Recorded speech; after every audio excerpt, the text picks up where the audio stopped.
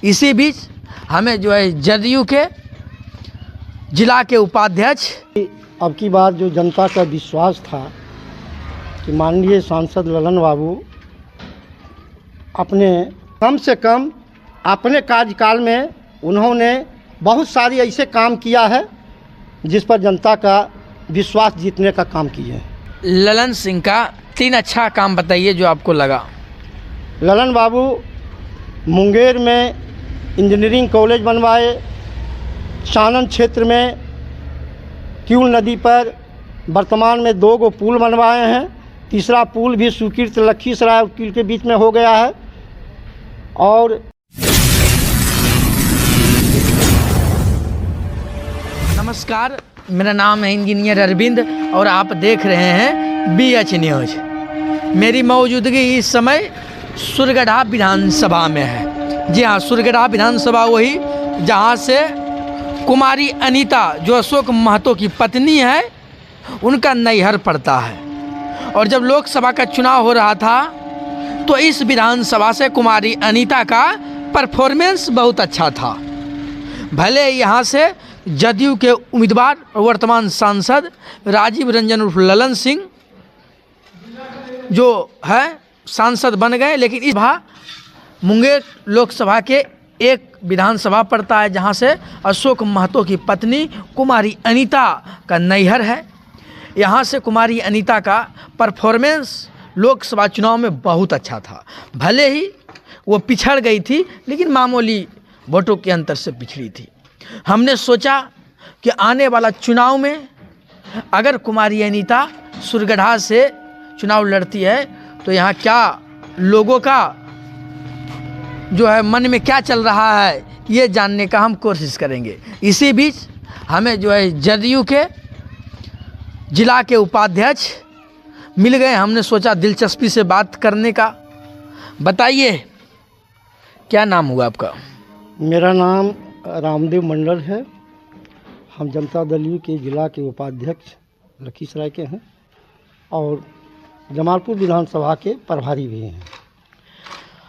आप लखीसराय के उपाध्यक्ष हैं तो सुरगढ़ा से लोकसभा चुनाव में कुमारी अनीता तो यहाँ से पिछड़ गई थी इसलिए कि अब की बार जो जनता का विश्वास था कि माननीय सांसद ललन बाबू अपने क्षेत्र सुरगढ़ा में काफ़ी काम किए थे और काम के बदौलत जनता एक बार फिर से विश्वास दिलाने का काम किया और उनके पक्ष में वोट देने का काम किया।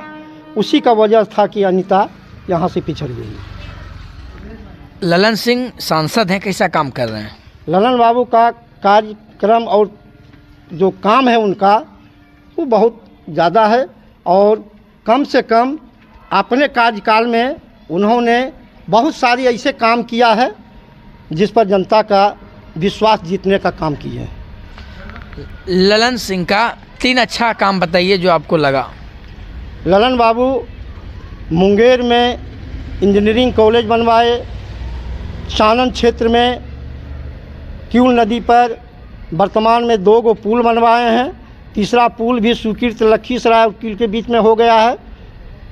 और बहुत सारी रोड जो अधूरा पड़ा हुआ था वो अभी यहाँ बनाने का काम किए। किसानों के लिए क्यूल नदी पर बराज बना करके सानन क्षेत्रों के लोगों को, किसानों को पानी पहुँचाने का काम किया।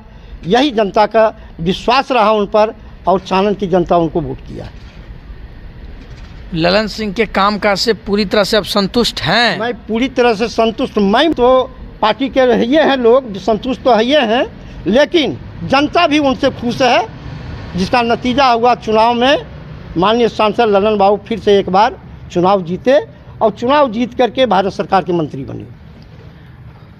ललन सिंह के बारे में कहा जाता है कि वो जो है फॉरवर्ड का ज़्यादा काम करते हैं, बैकवर्ड का कम करते हैं। हाँ, नहीं, ऐसा कोई बात नहीं है।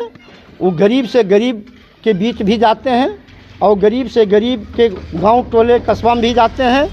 और जो ऐसा अफवाह फैला रहा है यह सारा गलत बात है।